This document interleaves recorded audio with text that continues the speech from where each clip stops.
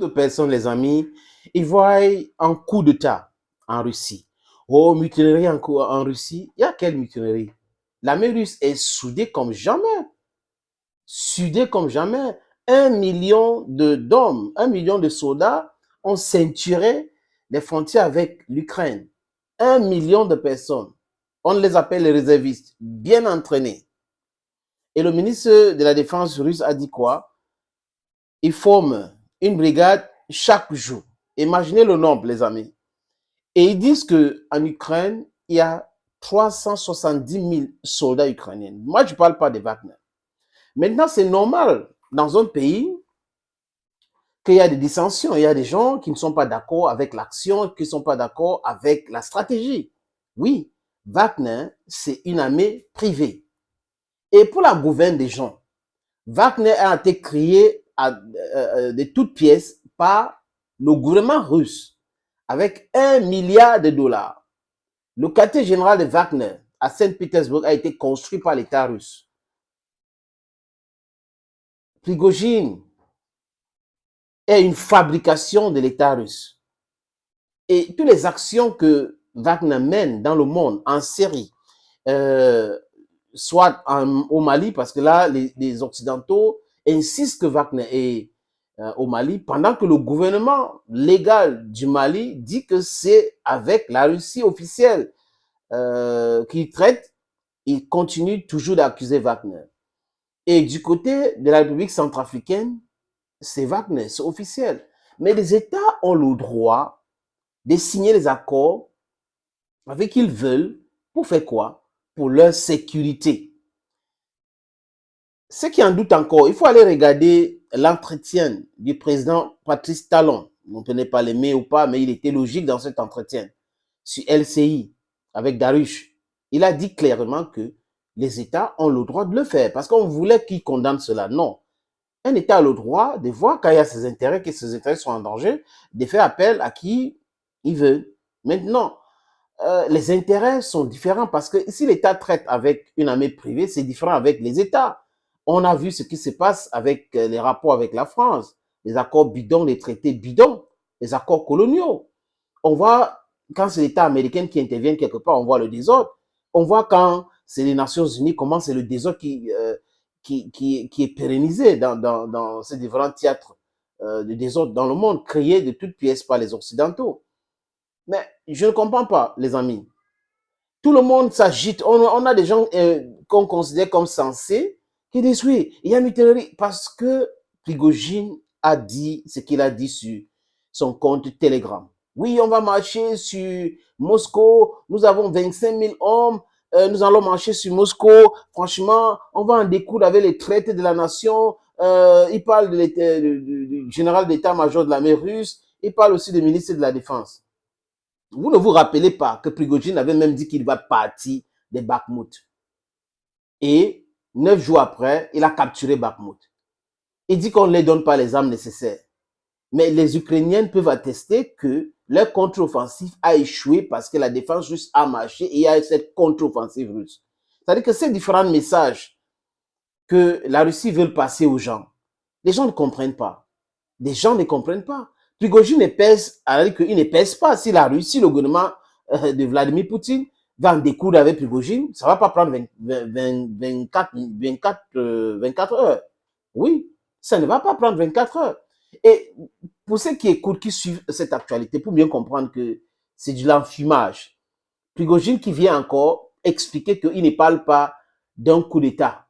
Il ne parle pas d'un coup d'État, alors que au préalable, il y a des gens qui ont fait des vidéos, les gens qui ont expliqué les choses. Raison gardée, il faut vous calmer à chaque fois que vous écoutez des informations pareilles. La dernière fois qu'il y a eu un coup d'État en Russie, ou l'Union soviétique, c'est quand? La dernière fois, c'était quand? Ce n'est pas chose facile. L'armée, c'est une institution soudée en Russie. C'est pratiquement impossible de perpétrer un coup d'État. D'ailleurs, hier, quand les gens étaient en train de dire il y a un coup d'État en mouvement, il y a un coup d'État en route, c'était business as usual à Moscou. Dans les villes lointaines, il y avait des blindés, la police et tout ça, pour la sécurité. Il y a des incursions à Belgorod, des rebelles entraînés par les Ukrainiens, financés par les Ukrainiens et armés par les Occidentaux, ont fait ce travail. Mais depuis cette époque-là, depuis près d'1 mois et demi, est-ce qu'on parle de ce groupe-là? La Russie avait dit qu'on les avait anéantis. Donc, les amis, il y a des Tchétchènes à Belgorod aujourd'hui, ce sont des Russes, parce qu'on parle des fédérations de la Russie. Prigojine fait de la communication. Vous rappelez-vous qu'au début de ce que les Russes appellent grand contre-offensif en Ukraine, les Occidentaux ont appelé, il y a même des hommes d'affaires, des sénateurs américains qui ont appelé à l'assassinat de Vladimir Poutine, qui ont appelé à un coup d'État en Russie. Oui, les faucons, les neocons. Et quand vous avez les pays de l'OTAN qui appellent à l'assassinat de Vladimir Poutine, qui appellent à un coup d'État en Russie, mais les Russes utilisent ça pour dire, oh, voilà le bon moment. Hein, vous voyez, non? On les a mis en déroute, on a détruit leur contre-offensive, et ça a échoué, et maintenant, voilà nos soldats, parce qu'il y a un problème de fournition d'armes et autres. Prigojine qui... Non, attendez. Qui a introduit Prigojine en Ukraine? Wagner en Ukraine? C'est le gouvernement russe. Qui a introduit Wagner en Syrie? C'est le gouvernement russe. Des pays, il y a BlackRock, comme les États-Unis ont des armées privées.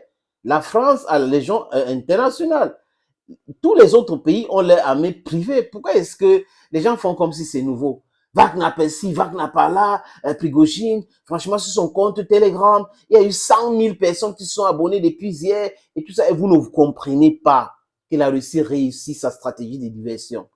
Et ils vont voir maintenant que la Russie est faible, qu'il y a des vérités de coup d'État et ceux qui étaient en train de vouloir préparer quelque chose comme ça, neutraliser. D'ailleurs, la FSB a investi le quartier général de Wagner en Saint-Pétersbourg. C'est la ville de naissance de Vladimir Poutine et de Prigojine. Ce sont des enfants de la rue. Et vous ne pouvez pas penser que Prigojine va faire un coup d'État avec les armes qui proviennent d'où? Parce que c'est le gouvernement russe qui fabrique les armes. C'est le gouvernement russe ou l'armée russe qui donne les armes à Prigojine. Les gens doivent commencer à comprendre la situation en Russie. Parce que ce n'est pas la peine de toujours s'agiter quand il y a une information qui concerne Prigojine. Prigojine n'est pas tellement connu en Russie comme à l'extérieur. Et ça, c'est le travail des médias mensonges qui ont décidé de faire la promotion de Prigojine. On a des experts en prigogénie. Donc, ils sont des prigogines, ces gens-là. Il faut qu'on utilise ce mot aujourd'hui, les amis, parce qu'il faut qu'on introduise dans le dictionnaire, le lexicon français. Parce que même américaine, Prigojine m'attend, Prigojine soit. Les pays sérieux, les médias sérieux, prennent avec les pincettes ces informations de mutinerie, ces informations de coup d'État. Parce qu'avec 25 000 hommes, est-ce que ces gars-là peuvent faire face à l'armée russe? Ce n'est pas possible. Ce n'est pas possible. Il ne faut pas aller faire des corps de guerre pour mieux comprendre cette situation. Ils vont prendre les armes où? Quand ils vont tirer, pam, pam, c'est fini. Là, ils vont faire comment? C'est des choses qu'il faut comprendre, les amis. Donc, cette histoire des coups d'État en Russie, mutinerie en Russie, c'est dû n'importe quoi. Les Russes ont réussi leur stratégie de diversion, leur stratégie de distraction, et tout le monde entre dedans parce que c'est ce que les gens veulent. Les gens veulent un coup d'État en Russie, les gens veulent mutinerie en Russie, mais imaginez un scénario que Prigojine prend le pouvoir en Russie. Prigojine, c'est un va-t-en-guerre que vous ne pouvez pas imaginer. Pour lui, il pense que les Russes sont lents pour régler le problème de l'Ukraine. Pendant que ce temps, Poutine pense qu'il faut utiliser les armes conventionnelles pour en découdre. Et comme c'est une guerre d'attrition, il faut affaiblir l'Ukraine. L'autre jour, il y avait le sabre de missiles qui détruit des quartiers généraux, hein, des bâtiments stratégiques. Donc, vous ne comprenez pas. Il veut, Poutine, que l'Ukraine se fatigue et il récupère l'Ukraine. Mais il y en a qui veulent qu'on détruise, on brûle. Il y a des gens qui parlent, qui disent qu'on peut brûler même 20 km d'abord, on récupère, on brûle, on récupère. La politique de la terre brûlée. Les Américains ont pratiqué ça en Irak. Pourquoi les gens parlent comme si c'est... Les Ukrainiens ont déjà perdu la guerre. Et tout ce que les Russes font aujourd'hui, c'est la distraction, c'est de leur stratégie pour montrer qu'on est faible. Il y a des fissures qui existent dans le gouvernement de Vladimir Poutine et tout. Et vous entrez là-dedans, pendant ce temps, vous vous affaiblissez parce que les gens vont vous dire, oui, c'est maintenant qu'il faut utiliser, voilà l'opportunité. Ils ont fait ça en Bakhmout, ça a marché. On n'a pas les armes, on n'a pas les armes, on n'a pas les armes. Et qu'est-ce qu'a fait l'armée ukrainienne? Ils ont commencé à attaquer fort. Et résultat des courses, ils ont été mis en déroute et la ville a été capturée. C'est exactement comme ça se passe, les amis. L'Ukraine ne peut jamais gagner la guerre. Ça ne veut pas dire qu'on est pro qui ou pro l'autre. C'est des faits et c'est têtu. Tous les différents experts, vraiment indépendants et sérieux, ont dit cela. Magrigo a dit cela. Aujourd'hui, en France, il y a le général Yakov, je trouve son nom. Il s'appelle général, quoi encore là, général Yakolov. Oui, le général Yakolov a dit clairement que quand vous toquez, vous frappez sur une porte, ça ne s'ouvre pas, il faut partir.